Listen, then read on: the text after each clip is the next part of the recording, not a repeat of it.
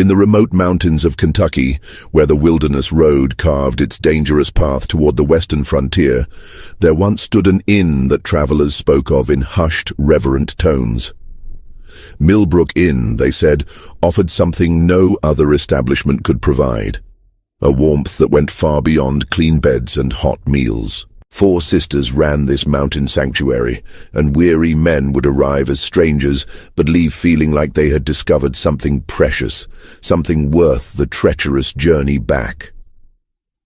The Cunningham sisters had a reputation that spread across 3 states. Merchants would delay their business trips just to spend extra nights at Millbrook Inn. Cattlemen would take dangerous detours through hostile mountain passes rather than miss the opportunity to experience the sisters' legendary hospitality. And those who had stayed there spoke of comforts that lonely travelers rarely found. Attention so personal, so intimate, that grown men would weep when it came time to leave. But in the winter of 1851, something changed. Travelers began arriving at settlements throughout Kentucky with disturbing tales. The road to Millbrook Inn, they claimed, had become littered with abandoned wagons and riderless horses. Local authorities dismissed these reports as frontier hysteria until a pattern emerged that could no longer be ignored.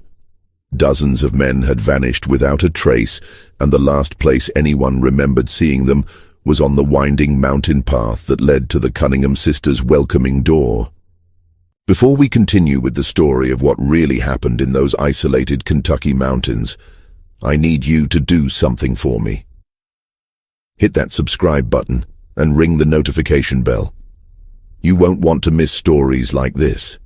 And tell me in the comments, what state are you listening from?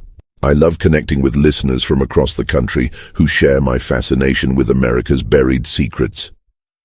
What authorities were about to discover would reveal that the warmth travelers found at Millbrook Inn came with a price far more terrifying than anyone could have imagined.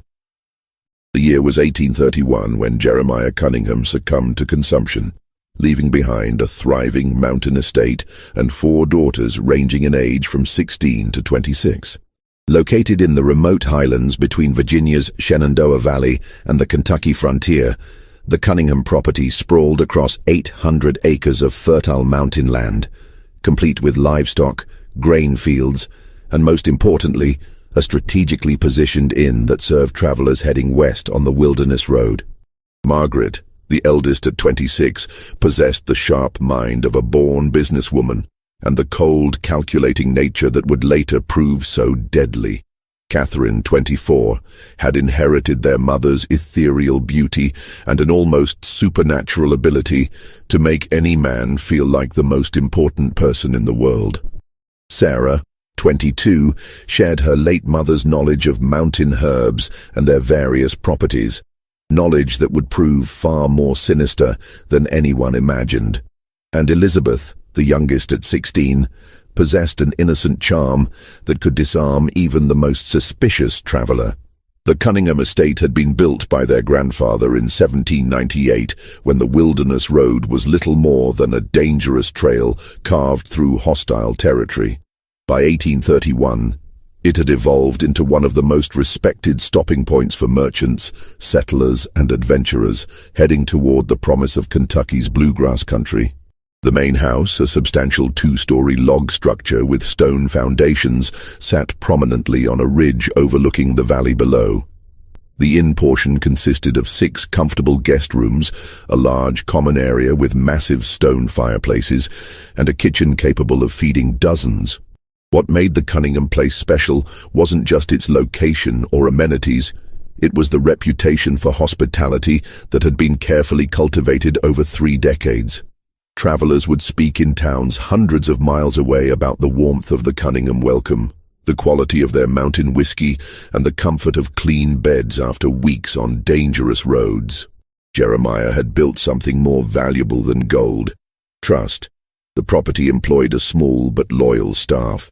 Ezra Hawthorne, a weathered mountain man in his 50s, had worked as foreman since the inn's early days.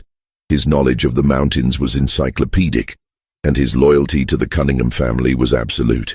2 German immigrants, the Zimmer brothers, Klaus and Heinrich had arrived 3 years earlier, seeking work and stability in the New World. They lived in a cabin near the property's eastern boundary and managed the livestock and agricultural operations with Germanic efficiency. The autumn of 1831 marked the beginning of what locals would later remember as the inn's golden years. The sisters, initially working together out of necessity, discovered they possessed a remarkable ability to make guests feel not just welcome, but genuinely cherished. Margaret's business acumen kept the operation profitable. Catherine's charm kept guests lingering longer than planned. Sarah's knowledge of mountain cooking and medicinal teas enhanced their reputation for comfort. And Elizabeth's youthful enthusiasm made even the weariest traveler smile.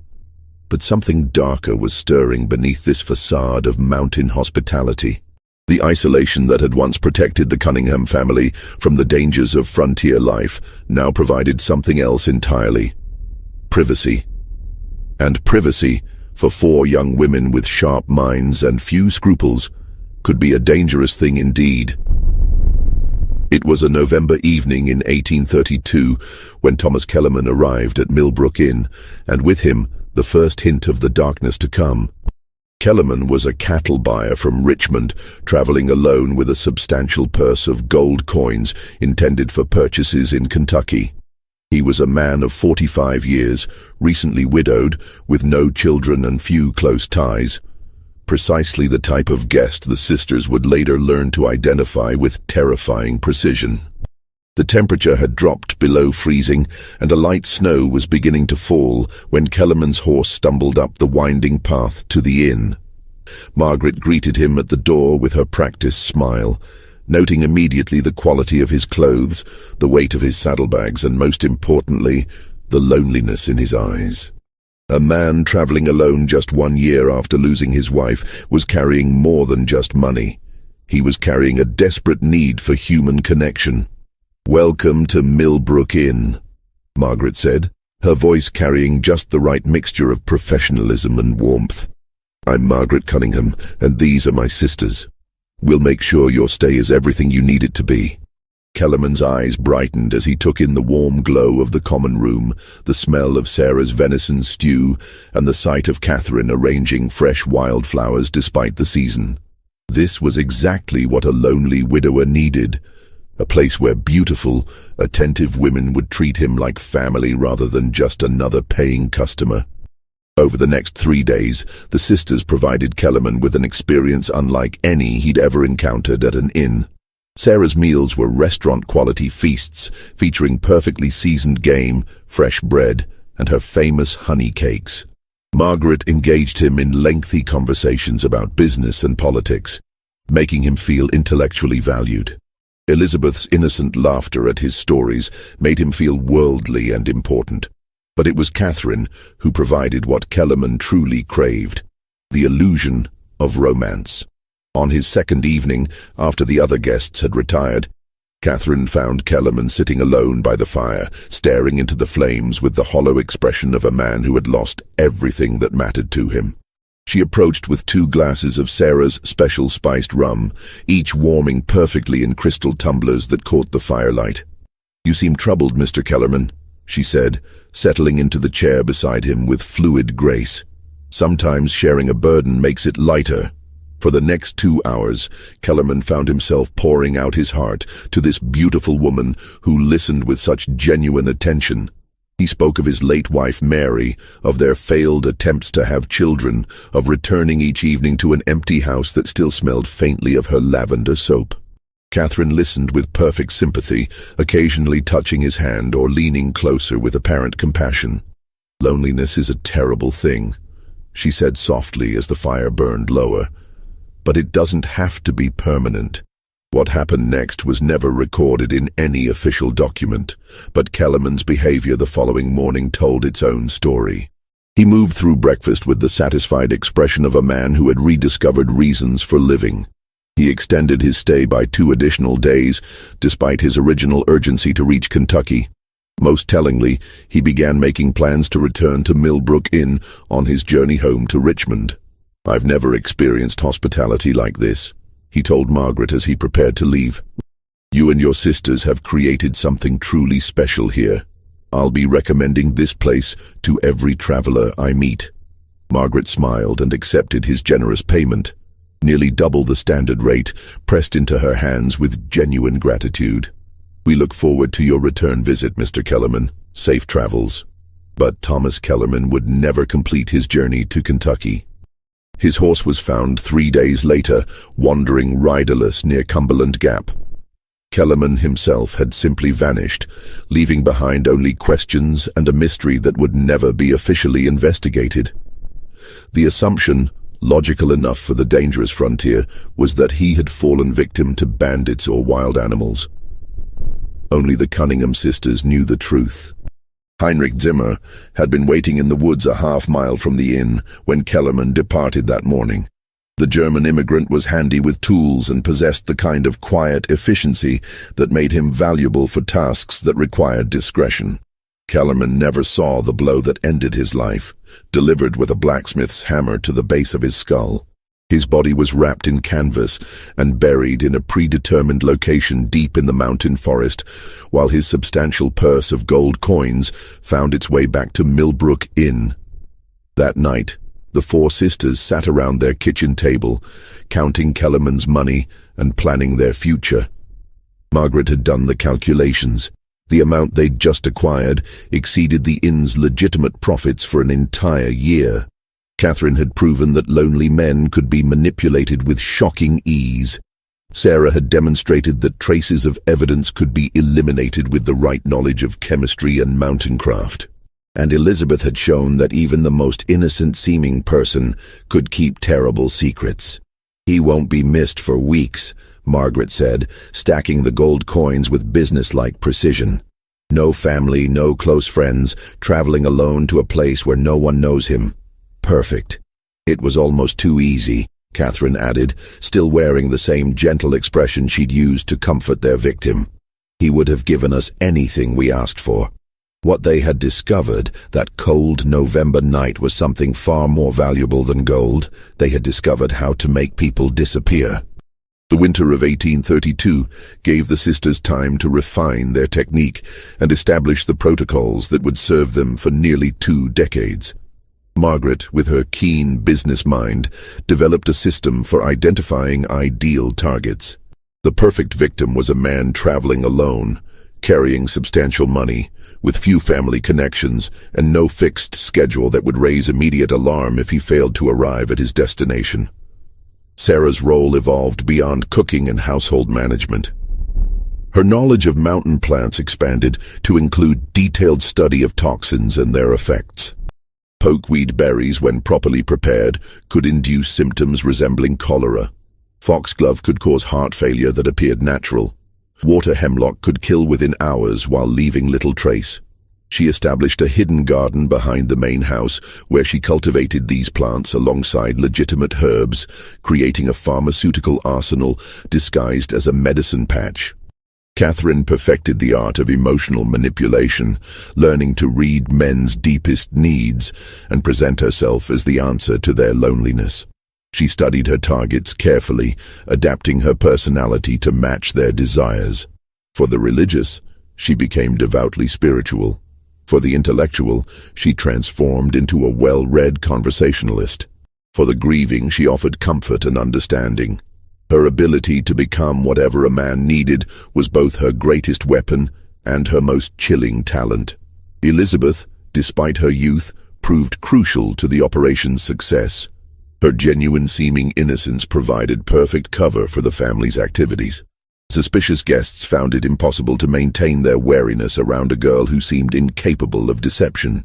She also served as the early warning system, her naturally friendly demeanor allowing her to extract information about guests' backgrounds, travel plans, and financial situations without raising suspicion. The logistics of disposal had been worked out with Germanic efficiency by the Zimmer brothers. Klaus had discovered a series of natural caves in the mountainside, accessible only through a concealed entrance behind a rockfall. Bodies could be carried there under cover of darkness and sealed behind loose stones, where the mountain's chemistry would accelerate decomposition. Personal effects were carefully sorted. Anything valuable was kept, while items that might identify the victim were buried separately or destroyed. Ezra Hawthorne's role was perhaps the most crucial. His reputation in the region was beyond reproach, and his word carried weight with local authorities. When questions were occasionally raised about missing travelers, Ezra would solemnly confirm that the individual had indeed stayed at Millbrook Inn, but had departed in good health and spirits. His weathered face and honest demeanor had never failed to satisfy even the most persistent inquirer. The spring of 1833 brought their second victim, a tobacco merchant named William Fraser from North Carolina. Fraser was transporting nearly $500 in silver coins, the proceeds from a successful season's crop sales. He was a bachelor of 38, known for his reclusive nature and his practice of making business trips alone to avoid sharing profits with partners. Fraser arrived on a rainy April evening, immediately drawn to the warmth and comfort of the inn after weeks of uncomfortable travel. The sisters deployed their refined strategy with precision. Margaret engaged him in business discussions, learning about his financial situation and travel plans. Sarah provided exceptional meals that made him reluctant to continue his journey. Elizabeth entertained him with piano music and innocent charm that reminded him of the daughter he'd never had. But it was Catherine who sealed Fraser's fate. On his third night at the inn, she found him reading alone in the common room, a leather-bound volume of poetry open on his lap. She approached with apparent shyness, asking if he might read aloud, as she had little education but loved the sound of beautiful words. For 2 hours, Fraser read to Catherine by lamplight, his voice growing stronger and more confident as she listened with rapt attention. When he finished, she placed her hand gently on his arm and told him he had the most beautiful voice she'd ever heard. The loneliness that had hardened around Fraser's heart for decades began to crack. "I've never met anyone like you," he told her, his voice thick with emotion he'd suppressed for years. "You make me feel alive again." "Then don't leave tomorrow," Catherine replied, her eyes reflecting the lamplight with perfect, calculated sincerity. "Stay another day. Let me listen to you read again." Fraser extended his stay by a week, during which Catherine gradually increased their intimacy while Sarah began introducing small amounts of pokeweed extract into his evening tea. The symptoms began subtly: mild stomach discomfort, slight dizziness, nothing alarming enough to cause immediate concern. Fraser attributed his malaise to the stress of travel and the emotional upheaval of his unexpected romantic feelings. On his final night at Millbrook Inn, Catherine invited Fraser to join her for a private dinner in her room. Sarah had prepared his favorite meal, along with a bottle of wine laced with a carefully calculated dose of water hemlock extract. As Fraser sat across from Catherine in the intimate candlelight, sharing his dreams and fears with a woman he believed might change his life forever, he had no idea he was already dying. The poison worked exactly as Sarah had predicted. Fraser's death appeared to be a sudden heart attack brought on by excitement and overexertion. His body was discovered the next morning in Catherine's bed, apparently having died peacefully in his sleep after a night of passion. Even if a doctor had been available to examine the body, the symptoms perfectly matched those of natural cardiac failure in a middle-aged man with a previously sedentary lifestyle. Fraser was buried with appropriate solemnity in the inn's small cemetery, a final touch that Margaret had added to their operation. A proper grave, complete with a carved headstone, gave the appearance of respectful treatment while actually serving as the perfect hiding place. The cemetery contained the graves of several generations of Cunningham family members, making additional burials unremarkable to local observers. Fraser's money and valuable personal effects disappeared into the sisters' growing treasury, while his wagon and horses were sold to traveling merchants passing through weeks later. His disappearance was attributed to a decision to settle in Kentucky rather than return to North Carolina, a plausible explanation that no one thought to question too closely. By the end of 1833, the sisters had perfected a system that was virtually undetectable. They had learned to space their crimes carefully, never targeting more than 4 or 5 victims per year to avoid creating patterns that might attract attention. They developed cover stories for guests who died at the inn, ranging from heart attacks to accidents to decisions to settle permanently in the West. Most importantly, they learned to trust each other completely, creating a conspiracy so tight that not even the slightest hint of their activities ever reached the outside world. Just when we thought we'd seen it all, the horror at Millbrook Inn intensifies. If this story is giving you chills, share this video with a friend who loves dark mysteries, hit that like button to support our content, and don't forget to subscribe to never miss stories like this. Let's discover together what happens next, because the Cunningham sisters were just getting started. Between 1834 and 1845, Millbrook Inn achieved a reputation that extended throughout the mid-Atlantic region and beyond.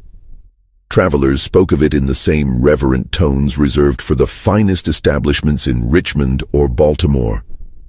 The sisters had created something unprecedented, a remote mountain inn that provided luxury accommodations and service that rivaled the best urban hotels. Margaret had expanded their legitimate business operations significantly. The inn now maintained a stable of quality horses for guests, operated a small distillery producing premium mountain whiskey, and even offered guided hunting expeditions led by Ezra Hawthorne. These legal enterprises provided substantial income and, more importantly, gave the sisters a reputation as savvy businesswomen rather than simply innkeepers. The guest registry from this period, carefully preserved in the Virginia State Archives, tells the story of their success. Merchants from Charleston, politicians from Richmond, land speculators from Baltimore, and adventurers from as far away as Boston signed their names in Margaret's elegant ledger book. Many returned multiple times, becoming regular patrons who praised Millbrook Inn to their colleagues and friends. But hidden within this legitimate success was a carefully orchestrated killing machine that operated with clockwork precision. The sisters had refined their victim selection to an exact science. Catherine developed an almost supernatural ability to identify the men who would never be missed. The loners, the outcasts, the ones carrying secrets that made them avoid close relationships. Sarah's knowledge of poisons had expanded to include dozens of plant and mineral toxins, each with different symptoms and detection profiles. Elizabeth had learned to extract detailed personal information from guests through seemingly innocent conversation. And Margaret coordinated everything with the precision of a military operation. During these years, they claimed approximately 43 victims, the exact number later found by the railroad surveyor. Each death was carefully planned and executed according to strict protocols that minimized risk while maximizing profit. The sisters developed detailed profiles of their targets, sometimes observing potential victims for weeks before making their final decision. Consider the case of Jonathan Waverley, a land surveyor from Pennsylvania who arrived in September 1838. Waverley was conducting mapping work for the state government, a job that required him to travel alone through remote areas for months at a time. He carried surveying equipment worth considerable money, along with payment for his work and funds for purchasing land parcels he'd identified as investment opportunities. Margaret immediately recognized Waverley as an ideal target. His work required extended absences from civilization, meaning his disappearance might not be noticed for months. His surveying activities provided a perfect cover story. He could easily have fallen victim to any number of natural hazards while working alone in dangerous territory. Most importantly, his somewhat antisocial personality meant he had few close friends who would pursue investigations if he failed to return. The sisters began their campaign immediately. Sarah prepared special meals featuring game Waverley had watched Ezra hunt, creating a connection between the food and the rugged mountain environment he found so appealing. Elizabeth engaged him in conversations about his mapping work, expressing fascination with his technical knowledge and making him feel appreciated for his expertise. Margaret discussed potential land investments with him, positioning herself as a local expert who could help him identify profitable opportunities. But it was Catherine who provided the element that sealed Waverley's fate. She approached him not as a potential romantic conquest, but as a kindred spirit who shared his love of the wilderness. She revealed an apparently extensive knowledge of mountain flora and fauna, gleaned from years of careful study that actually served her poison research. She accompanied him on short surveying expeditions around the inn's property, demonstrating a comfort with outdoor life that Waverley found irresistible.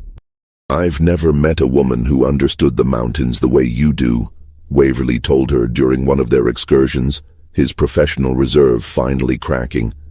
"Most people see only wilderness, but you see the beauty and the order underneath."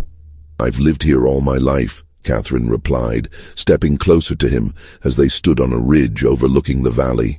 "The mountains have taught me things that books never could, things about life, about death, about the balance between them." Waverley extended his planned 2-day stay into 3 weeks, ostensibly to conduct more thorough surveying work in the area, but actually because he had fallen completely under Catherine's spell. During this time, Sarah gradually introduced increasingly potent toxins into his food, creating symptoms that mimicked the early stages of mountain fever, a genuine hazard that had claimed the lives of several surveyors in recent years. The poison Sarah used for Waverley was her own innovation, an extract from destroying angel mushrooms that produced liver failure over the course of several days. The symptoms perfectly matched those of mountain fever, and even an experienced doctor would have been unlikely to distinguish between the two conditions. Waverley's death appeared to be a tragic but entirely predictable occupational hazard. His surveying equipment was sold to a merchant in Kentucky, while his detailed maps became part of Margaret's growing collection of intelligence about the region's geography and resources. His body joined the others in the sealed mountain caves, while his name was added to the local records as another victim of the dangerous frontier lifestyle. The brilliance of the sisters' operation lay not just in their killing methods, but in their ability to maintain the illusion of respectability. They attended church services in the nearby settlement of Millbrook, contributed generously to community causes, and maintained friendships with local families. Margaret served on the board of the Regional Merchants Association, while Sarah provided medical assistance to neighboring farms during times of illness. Catherine taught Sunday school to local children, and Elizabeth organized social events that brought together isolated mountain families. This community involvement served multiple purposes. It provided them with alibis and character witnesses for times when questions might be raised about missing guests. It gave them access to information about travelers passing through the region. Most importantly, it established them as pillars of the community, whose word would never be questioned by local authorities. The sisters also developed an extensive network of business relationships that helped legitimize their growing wealth. They invested in land purchases throughout the region, gradually assembling a portfolio of properties that generated rental income and appreciated in value. They loaned money to local farmers and merchants, earning both interest payments and influence within the community. They even purchased shares in several riverboat companies operating on the Ohio River, diversifying their investments while creating additional sources of income. By 1845, the Cunningham sisters were among the wealthiest landowners in Western Virginia. Their success story was held up as an example of what determined women could achieve even in the challenging frontier environment. Local newspapers occasionally featured articles about the enterprising Cunningham sisters, who had built a thriving business empire from their inherited mountain property. But beneath this facade of legitimate success lay the carefully concealed bones of more than 40 men who had made the fatal mistake of accepting the sisters' hospitality. Each death had added to their wealth and refined their methods, creating a cycle of murder and profit that seemed impossible to stop or detect. The isolation that had initially protected them from discovery now provided something even more valuable: the perfect environment for their predatory activities. Millbrook Inn had become a spider's web, beautiful and inviting on the surface but deadly to anyone who became entangled in its strands. The beginning of the end came not from law enforcement or suspicious relatives, but from an unexpected source, one of their own employees. Heinrich Zimmer, the younger of the two German brothers, had been growing increasingly unstable since a hunting accident in the fall of 1849 that left him with chronic pain and a dependence on laudanum for relief. Heinrich had always been the more sensitive of the Zimmer brothers, and the years of participating in the sisters' crimes had taken a psychological toll that his brother Klaus either ignored or failed to recognize. The laudanum, initially prescribed by Sarah for legitimate pain relief, had gradually become Heinrich's escape from the guilt and nightmares that plagued his sleep. But addiction brought its own problems: paranoia, mood swings, and a tendency toward loose talk that made him increasingly dangerous to the operation. The crisis began on a cold February morning in 1850, when Heinrich appeared at the kitchen door of the main house, his eyes wild with drug-induced panic and his clothes disheveled from a sleepless night. Sarah was alone in the kitchen, preparing breakfast for a traveling merchant from North Carolina who had arrived the previous evening, a man the sisters had already identified as their next target. "I can't do it anymore," Heinrich whispered, his voice shaking with emotion. "I see their faces every night. Every time I close my eyes, they're all standing there watching me. 43 men, Sarah. 43 souls crying out for justice." Sarah maintained her composure, but her mind raced as she calculated the threat Heinrich now represented. His knowledge of their crimes was complete and detailed. He could provide authorities with exact locations of burial sites, descriptions of murder methods, and testimony that would send all 4 sisters to the gallows. "You're not well, Heinrich," she said gently, moving closer to him with apparent concern. "The laudanum is affecting your mind. You're seeing things that aren't real." "No." Heinrich's voice rose dangerously, and Sarah glanced toward the ceiling, hoping the guest upstairs hadn't been awakened. "I know what we've done. I know what you've made me do. And I know it has to stop." The conversation continued for nearly an hour, with Heinrich alternating between tearful confessions and angry accusations, while Sarah tried to calm him without alerting the rest of the household. She eventually managed to convince him to return to his cabin with a promise that they would discuss the situation later, after he'd had time to rest and clear his head. But Sarah knew there would be no later discussion. Heinrich Zimmer had become a liability that threatened everything they'd built, and liabilities had to be eliminated. That evening, after their guest had retired for the night, Sarah prepared a special dinner for the Zimmer brothers, a gesture of appreciation for their years of loyal service, she explained to Klaus.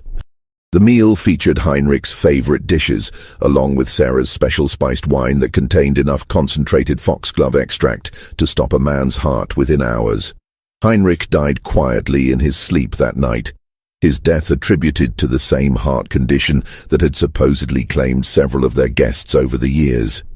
Klaus, who had consumed less of the poisoned wine due to his natural temperance, survived, but with significant cardiac damage that left him weakened and dependent on Sarah's medical care. Heinrich's death solved their immediate problem, but created new challenges. Klaus, despite his physical weakness, began asking pointed questions about his brother's sudden demise. The similarities between Heinrich's symptoms and those exhibited by several of their guests had not escaped his notice, and his loyalty to the sisters was wavering under the weight of suspicion and grief. Margaret recognized that their operation was entering a critical phase. The network of trust and complicity that had protected them for nearly 2 decades was beginning to fracture, and any significant investigation would uncover evidence that even their considerable influence couldn't suppress.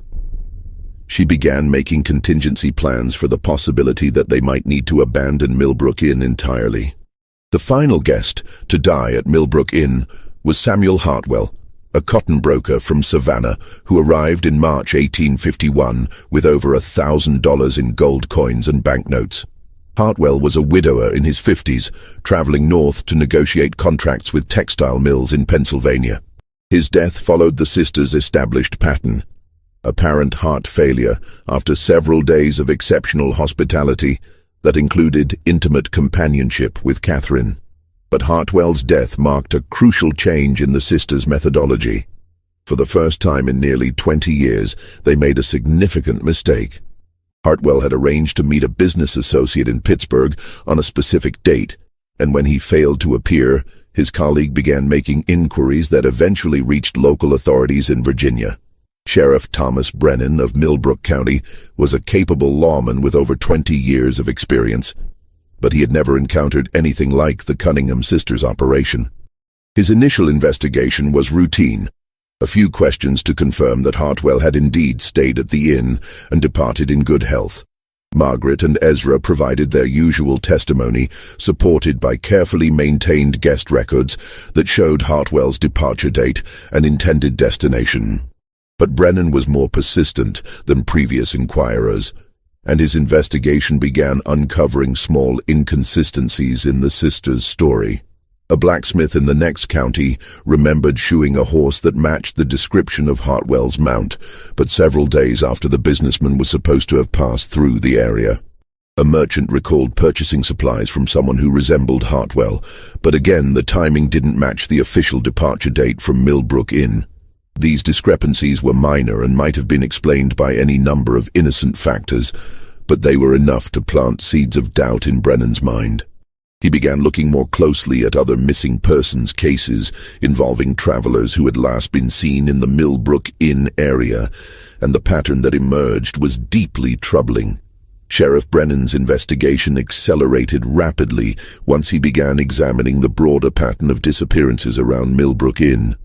His review of county records revealed that over the past 20 years, at least 15 different missing persons cases had involved travelers who were last confirmed to be staying at the Cunningham property.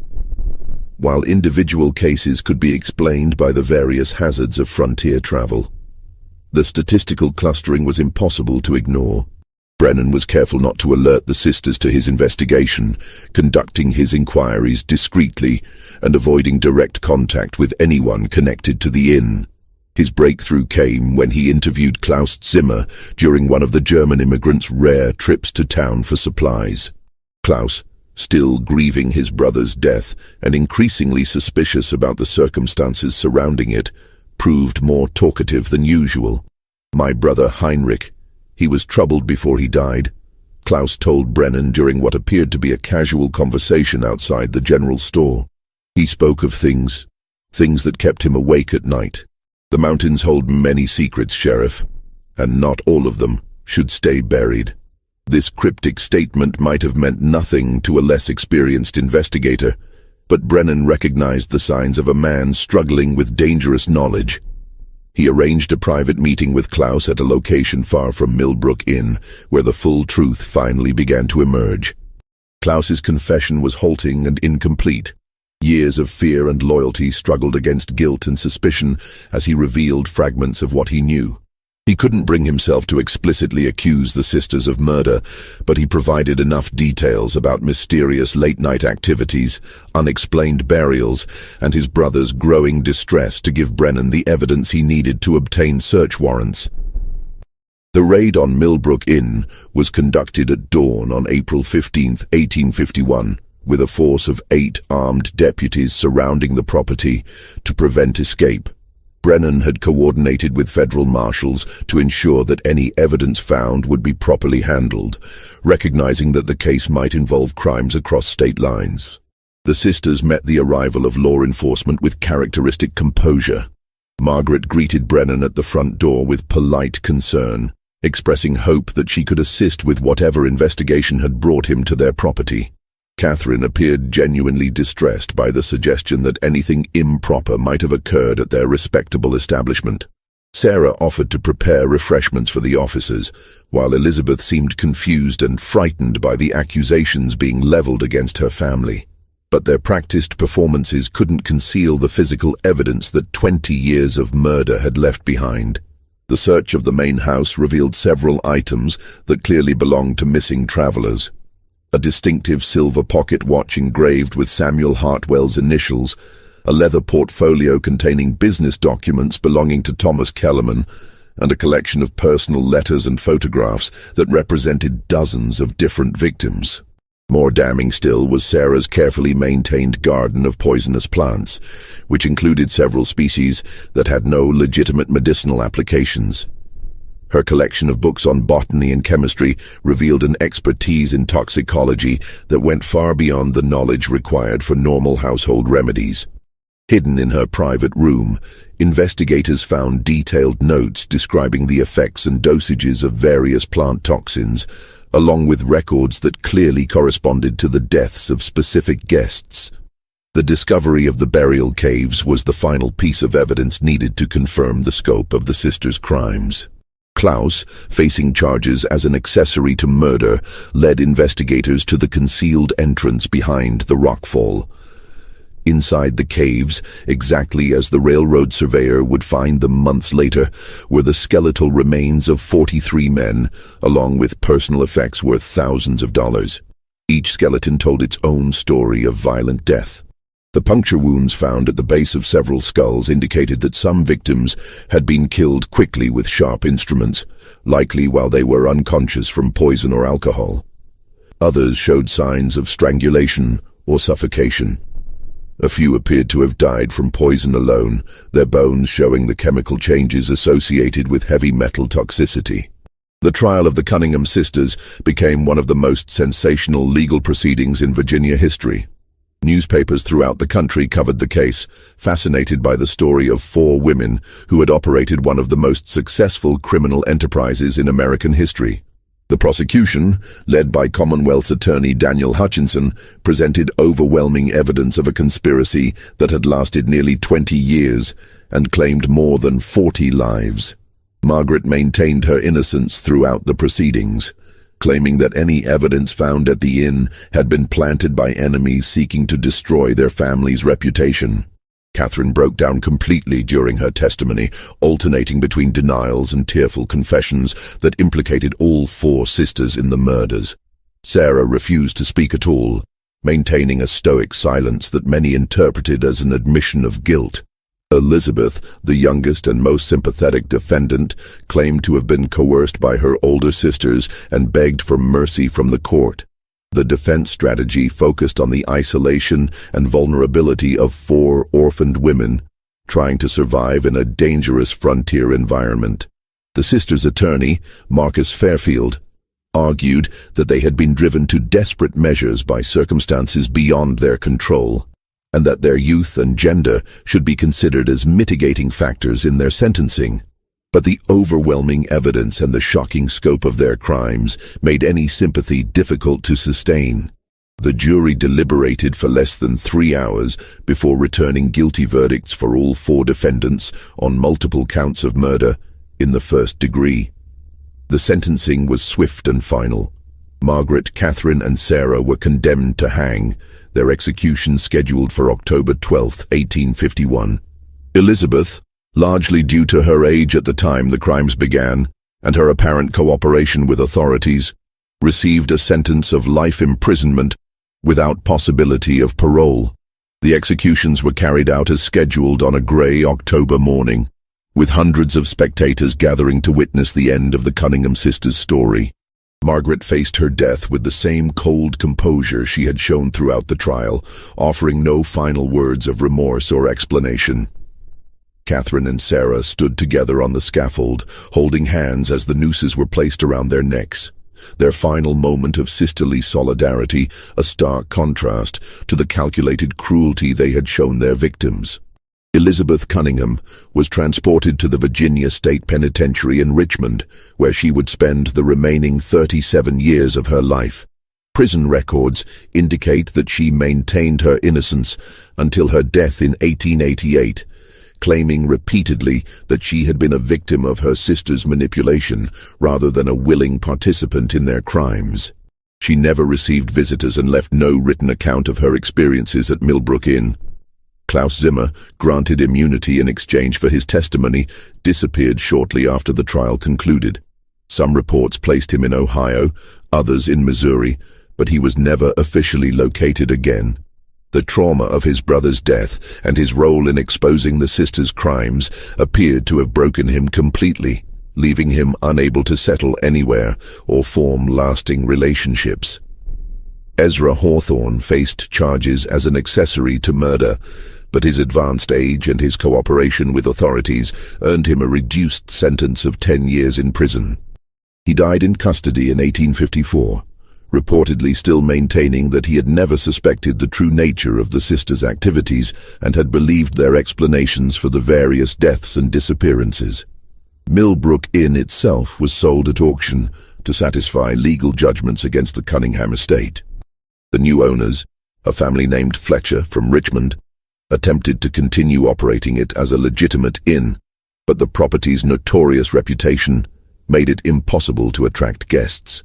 The building stood empty for several years before being purchased by a mining company that demolished the structures and converted the land to industrial use. The copper mine where the victims' remains were discovered was permanently sealed by order of the court, with a simple stone marker erected to commemorate the 43 men who died at Millbrook Inn. The marker, which still stands today according to local historical societies, bears only the inscription, "Here lie unknown travelers, 1832-1851. May they find the peace in death that was denied them in life." The case had far-reaching implications for inn and hotel regulation throughout Virginia and neighboring states. New laws were enacted requiring more detailed guest registration procedures, mandatory reporting of guest deaths to local authorities, and regular inspections of establishments serving travelers. The Cunningham laws, as they became known, remained in effect well into the 20th century. Perhaps most significantly, the Millbrook Inn case became a cautionary tale about the dangers of isolation and the potential for evil to flourish in places far from civilized oversight. Criminal investigators began paying closer attention to patterns of disappearances around remote establishments, leading to the discovery of several smaller-scale operations that might otherwise have continued undetected. The financial investigation revealed the true scope of the sisters' success. Their estate, including land holdings, business investments, and liquid assets, was valued at over $50,000. An enormous fortune for the time period. The money was used to compensate victims' families where possible and to fund improvements to law enforcement capabilities in remote areas of Virginia. Modern criminologists who have studied the case note several factors that contributed to the sisters' remarkable success.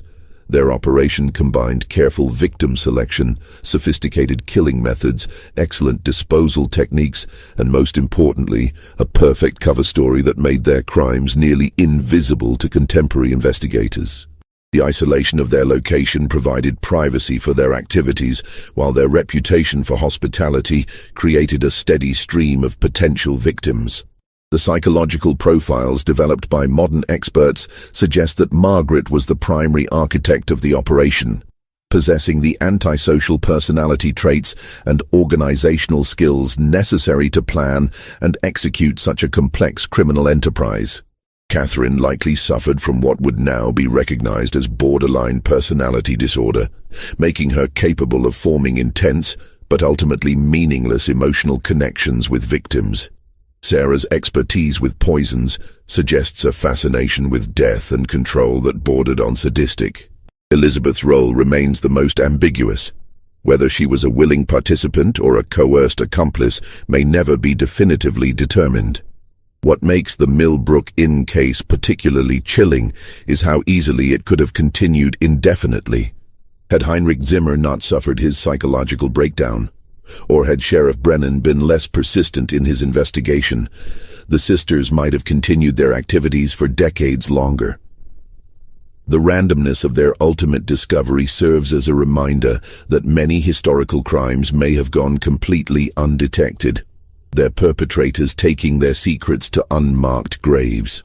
The story of the Cunningham sisters also highlights the vulnerability of travelers in the pre-industrial era. When communication was slow and transportation was dangerous, a man could disappear between two towns and not be missed for months, if ever. The sisters exploited this vulnerability with ruthless efficiency, turning the hospitality industry itself into a weapon against the lonely and isolated. Local folklore in Western Virginia preserved distorted versions of the Millbrook Inn story for generations. Some tales portrayed the sisters as victims of circumstance who were driven to desperate measures by poverty and isolation. Others transformed them into supernatural entities who lured victims through magical means rather than simple manipulation. The truth, as revealed by court records and contemporary accounts, is both more mundane and more terrifying than any ghost story. The physical location of Millbrook Inn remained a source of local superstition well into the 20th century. Hunters and hikers reported finding unusual artifacts in the area: old buttons, pieces of clothing, rusted metal objects that might once have belonged to the sisters' victims. Whether these discoveries were genuine relics or simply the products of overactive imaginations influenced by the location's notorious history remains unknown. Several attempts were made over the years to locate additional burial sites that might contain victims who were disposed of through other methods. Ground-penetrating radar surveys conducted in the 1980s identified several soil anomalies consistent with unmarked graves, but legal and ethical considerations prevented extensive excavation. The possibility remains that the 43 victims found in the mine represent only a portion of the sisters' total kill count.